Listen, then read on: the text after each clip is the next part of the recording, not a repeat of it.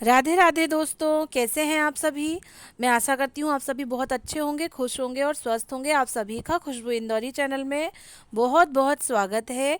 दिन की शुरुआत 6:15 बजे से हो गई है लक्ष्य की। मैं तो लक्ष्य से थोड़ा पहले जगी थी। मैं जगा रही हूँ इनको। इनको स्कूल जाना है 7:15 बजे। आज इनका पैरोडिकल जो एग्ज़ाम है वो आज से स्टार्ट हो रहे हैं।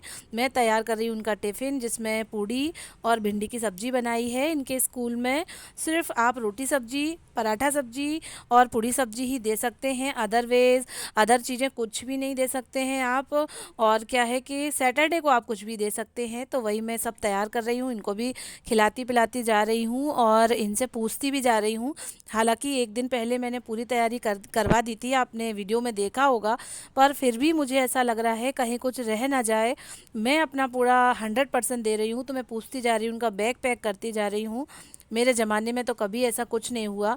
सब अपने ऊपर ही था सारी चीज़ें। तुम याद करो या कुछ भी करो, हम लोग खुद भी इतने रिस्पॉन्सिबल थे कि मम्मी पापा को कभी कुछ बोलना ही नहीं पड़ा कि ये याद करो, थोड़ा सा पढ़ लो, थोड़ा सा याद कर लो। कभी ऐसा कुछ हुआ ही नहीं।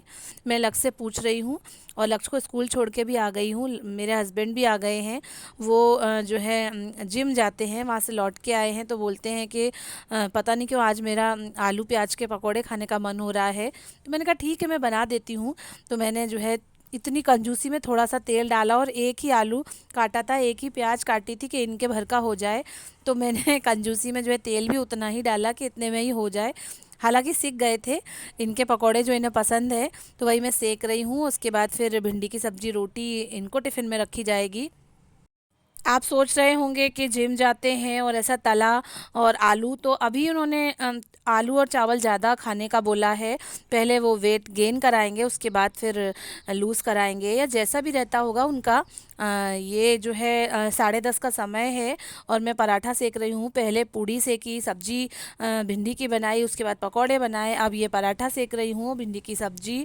क्या है कि ये शुभ हैं, जो कि मेरी फ्रेंड रोशनी मैडम जो है उनके बेटे हैं। और इनको स्कूल में क्या है कि थोड़ा सा चक्कर आ गया था और अंधेरी सी इनकी आंखों के सामने छा गई थी। तो इनके पापा इनको लेने गए थे स्कूल में। और रोशनी मैडम इस समय स्कूल में है, मतलब वर्क है उनका उनका काम चल रहा है। तो उन्होंने मेरे से पूछा कि खुश मैडम आप रख लेंगी शुभ को।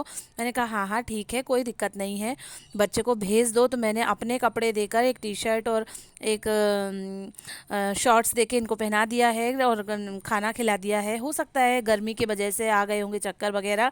और अब इनको दवाई खिला के कूलर चला देती हूँ, थोड़ी देर के लिए इनको सुला देती हूँ, जिससे इन्हें थोड़ा अच्छा लगेगा। और मैं लक्ष्य को लेने चली जाऊंगी। इनको सुला के खिला पिला तो दिया ही है।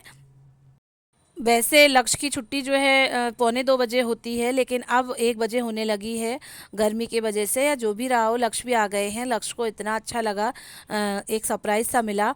और लो ये दोस्तों, ये मौसम शाम तक ख़राब हो गया था और खूब तेज़ झमाझम बारिश हुई थी। अभी तो खैर कम कम हो रही है। 3 बज रहे हैं, रोशनी मैडम का समय 3 बजे तक का ही है स्कूल में। तो उन्होंने फ़ोन लगाया था कि आप शुभ को छोड़ जाइए और मैं उसे अपने साथ अपने घर लेके जाऊंगी। तो मैंने फिर से चेंज करा दिए हैं और उसकी दवाई वगैरह और जो भी सारी चीज़ें थी सब दे दी है। मैं शुभ को छोड़ के आ जाऊंगी, उसके बाद थोड़ा सा रेस्ट करूंगी। क्योंकि सुबह 6 बजे, पौने 6 बजे की मैं जगी हुई हूँ, तो थोड़ा सा नींद के झोंके से आने लगते हैं। और लक्ष्य को मैं तो ज़बरदस्ती सुलाती हूँ। इस समय शाम के 5:30 बज रहे हैं, चाय पीने का समय है। तो मैंने थोड़ी सी चाय बनाई है, चटाई बिछा दी है। बच्चे बहुत कम हो गए हैं, पहले तो खूब सारे आते थे, लेकिन अब बहुत ही कम हैं।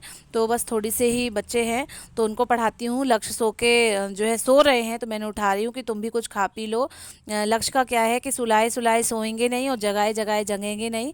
मैं कह रही हूँ कि कल नेक्स्ट पेपर है मैथ्स का और हिंदी का, तो तैयारी कर लो बेटा, जग जाओ। तो बस अब इनको जगाऊंगी और इनसे भी जो है इन्हें भी याद करवाऊंगी। लक्ष्य भी जग गए हैं, मेरी भी चाय वगैरह सब हो गई है। लक्ष्य को भी मैंने दूध और टोस्ट दे दिए थे।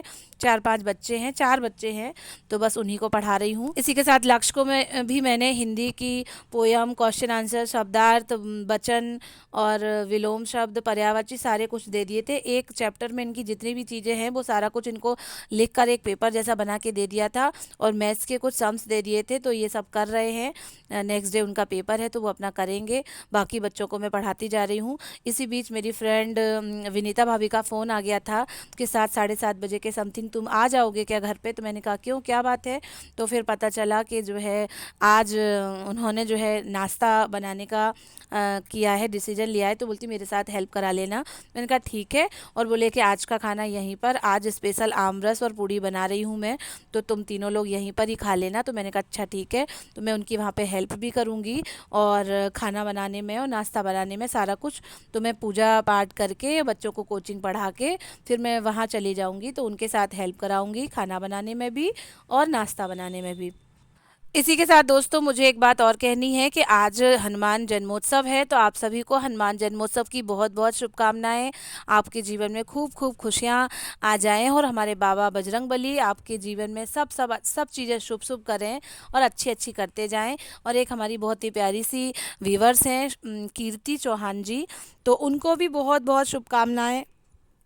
जीवन में खूब ऊंचाइयां मिले, खूब सफलता मिले, सुख समृद्धि मिले, परिवार का साथ रहे और हमेशा हंसती मुस्कुराती रहे। हमारा और कीर्ति चौहान जी का रिश्ता जो है ऐसे ही बना रहे, वो मेरे ब्लॉग को पसंद करती रहे और हमारी जो दोस्ती है वो आगे बढ़ती जाए। आप देख रहे होंगे कि मैं आ गई हूँ विनीता भाभी के घर। वो पूड़ी के लिए आटा कर रही हैं, और मुझे बोला है कि तुम दाल बहुत अच्छी बघारती हो, तो दाल बघार दो पहले।